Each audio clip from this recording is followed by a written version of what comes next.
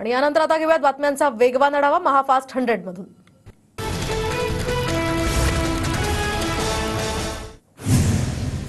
उद्योगपती गौतम अदानी आणि मुख्यमंत्री फडणवीसांची भेट, तर राज्यातील उद्योगांच्या विकासासंदर्भात दोघांमध्ये चर्चा। सुमारे 1.5 तास फडणवीस आणि अदानींमध्ये चर्चा। 50 ते 60 वर्षात पवारांची पहिल्यांदाच राजकीय हत्या झाली। राजकीय हत्या झाल्यामुळे पवार मार्करवाडी गावात आले। सदाभाऊ खोतांचा टोला।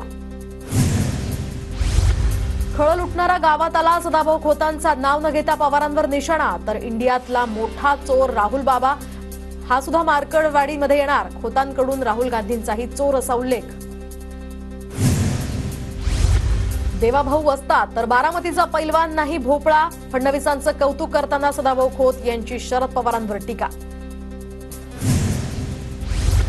रणजितसिंग मोहिते पाटील मार्करवाडीचा मास्टर माइंड, खोटा नॅरेटिव्ह सेट करण्यात आला। माजी आमदार राम सातपुतेंचा आरोप।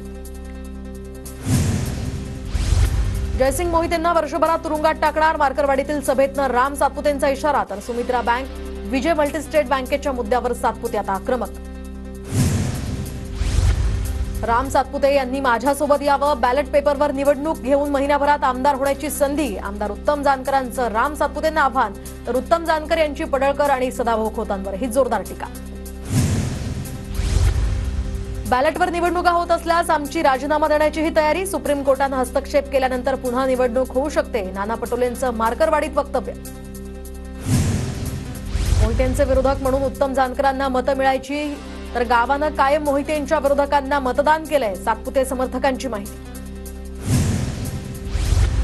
राज्यातील अनेक गावं मार्करवाडीप्रमाणे पुढे येत आहेत। सुप्रीम कोर्टात याचिका दाखल करण्यासंदर्भात चर्चा सुरू। ईव्हीएम संदर्भात बाळासाहेब थोरातांची माहिती।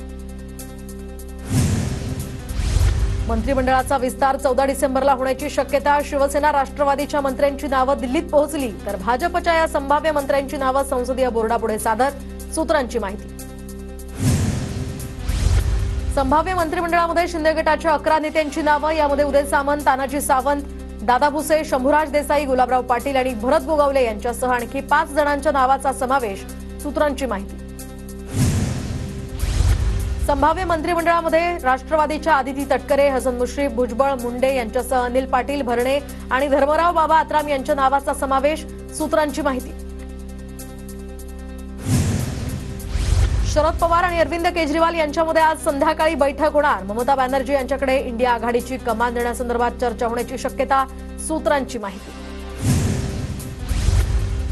शरद पवारांच्या दिल्लीतील निवासस्थानी पराभूत उमेदवारांची बैठक पार पडली। थोरातांसह पुण्यातील महाविकास आघाडीच्या पराभूत उमेदवारांची या ठिकाणी बैठक।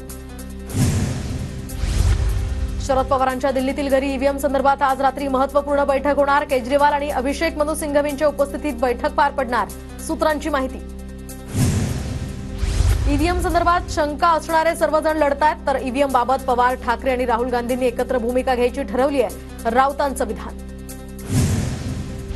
नाशिकमध्ये ईव्हीएम विरोधात अखिल भारतीय महानुभव परिषद आणि वारकरी पंथ आक्रमक। 13 तारखेला ईव्हीएम विरोधात भव्य मोर्चा काढणार। पुढील निवडणूक बॅलेट पेपरवर घेण्याची ही मागणी।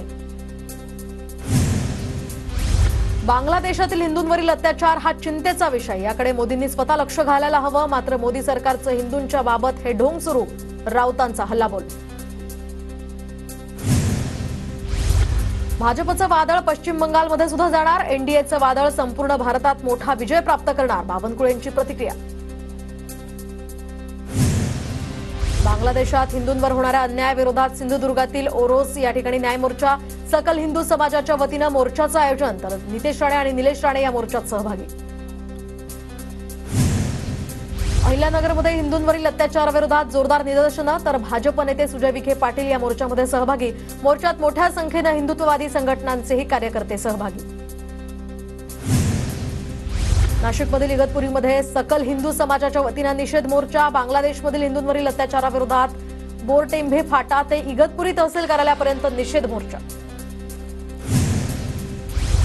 जालन्यातील मंठा या ठिकाणी कडकडीत बंद। बांगलादेश या ठिकाणी होत असलेल्या हिंदू बांधवांच्या अत्याचाराप्रकरणी मंठा शहरात सकल हिंदू समाजाचा हिंदू न्याय मोर्चा। कोल्हापूरमध्ये सकल हिंदू समाजाकडनं हिंदू रक्षा आंदोलन, तर बांगलादेशात हिंदूंवर होणाऱ्या अन्यायाच्या निषेधार्थ जिल्हाधिकारी कार्यालयापर्यंत ठिय्या आंदोलन। रामगिरी महाराजांकडून बांगलादेशातील मुस्लिमांचा भुक्कड असा उल्लेख. बांगलादेशात मंदिरं तोडली जात आहेत. हिंदूंवर होत असलेल्या अत्याचाराविरोधातही आंदोलन. बांगलादेशातील हिंदूंवर होणाऱ्या अत्याचाराच्या निषेधार्थ लासलगावमध्ये मूक मोर्चा, तर यामध्ये हिंदू संघटना मोठ्या प्रमाणात आक्रमक. बांगलादेशात हिंदूंवर होणाऱ्या अत्याचाराविरोधात आज बीडच्या परळीत बंदची हाक. सकल हिंदू बांधवांनी तहसील कार्यालयावर मोर्चा काढला. कोणताही अनुचित प्रकार घडू नये यासाठी पोलीस बंदोबस्त तैनात. संभाजीनगरमध्ये हिंदू जनजागरण समितीतर्फे धरणं आंदोलन, तर बांगलादेशात हिंदूंवर सुरू असलेल्या अत्याचाराच्या विरोधात आंदोलन. आंदोलनस्थळी पोलिसांचा तगडा बंदोबस्तही तैनात. अहिल्यानगरच्या संगमनेरमध्ये बांगलादेशातील हिंदूंवरील अत्याचाराविरोधात काँग्रेस आक्रमक. संगमनेर प्रांताधिकाऱ्यांना निवेदन देत भारत सरकारनं तातडीनं यामध्ये लक्ष घालण्याची जयश्री थोरात यांची मागणी. नंदुरबारमध्ये बांगलादेशात हिंदूंवर सुरू असलेल्या अत्याचाराच्या विरोधात आंदोलनं, तर या विरोधात संत महंतांच्या उपस्थितीत मूक मोर्चाचंही आयोजन. बांगलादेशात हिंदूंवर होणाऱ्या अन्यायाविरोधात सिंधुदुर्गातील ओरोस या ठिकाणी न्यायमोर्चा. सकल हिंदू समाजाकडनं मोर्चाचं आयोजन. यामध्ये नितेश राणे आणि निलेश राणेही सहभागी. आमदार योगेश टिळेकरांच्या मामाचं अपहरण करून हत्या केल्याचा प्रकार. पुण्यातील शिंदवणे घाटात सतीश वाघ यांचा मृतदेह सापडला. पोलिसांकडून घटनास्थळी पंचनामा. गुन्हेगारांना कडक शासन होईल अशी अपेक्षा. मामा सतीश वाघ यांच्या हत्येप्रकरणी आमदार योगेश टिळेकर यांची प्रतिक्रिया. तर गुन्हेगाराला शिक्षा देण्यासाठी सरकार प्रयत्नशील. बावनकुळेंकडून विश्वासही व्यक्त. सतीश वाघ यांच्या अपहरणाचा सीसीटीव्ही समोर. हडपसर पोलीस ठाण्यामध्ये अज्ञात आरोपी विरोधात गुन्हा दाखल. पोलिसांकडून अधिकचा तपास सुरू. बीडमध्ये सरपंचाचं अपहरण करून हत्या केल्याचा धक्कादायक प्रकार. मसाजोग गावचे सरपंच संतोष देशमुख यांच्या मृत्यूनं खळबळ, तर केज पोलिसांकडून या संदर्भात अधिकचा तपास सुरू. सरपंचाच्या हत्येनं बीड हादरलं. संतोष देशमुखांच्या मारेकऱ्यांचा शोध घेऊन आरोपींवर कठोर कारवाई करावी. खासदार बजरंग सोनावणेंची मागणी. बीडच्या मस्साजोग इथल्या सरपंच संतोष देशमुख यांच्या हत्येनंतर ग्रामस्थांचा 2 तास रास्ता रोको. मारेकऱ्यांना अटक करण्याची मागणी करत मृतदेह ताब्यात न घेण्याची भूमिका. छत्रपती संभाजीनगरच्या कैलासनगरात दुचाकीचा धक्का लागल्याच्या क्षुल्लक कारणावरून 2 गटात तुफान राडा. चाकू आणि कोयत्यांनी एकमेकांवर हल्ला, तर जिन्सी पोलीस ठाण्यात या संदर्भात गुन्हा दाखल. कल्याणच्या दुर्गाडी किल्ल्यावर मंदिरच आहे, मशीद नाही. कल्याण कोर्टानं मंदिरासंदर्भात आदेश काढले, तर दुर्गाडी किल्ल्यावर मंदिर की मशीद यावरून सुनावणीवरून कोर्टाचा हा आदेश. लातूरमधील शेतकऱ्यांना मिळालेल्या नोटीस आम्ही दिलेल्या नाहीत. महाराष्ट्र वक्फ बोर्डाचं स्पष्टीकरण. तर वक्फ ट्रिब्युनल कोर्टामध्ये जागेसंदर्भात दावा केल्यानंतर नोटीस जारी झाल्याची चेअरमन समीर काझी यांची माहिती.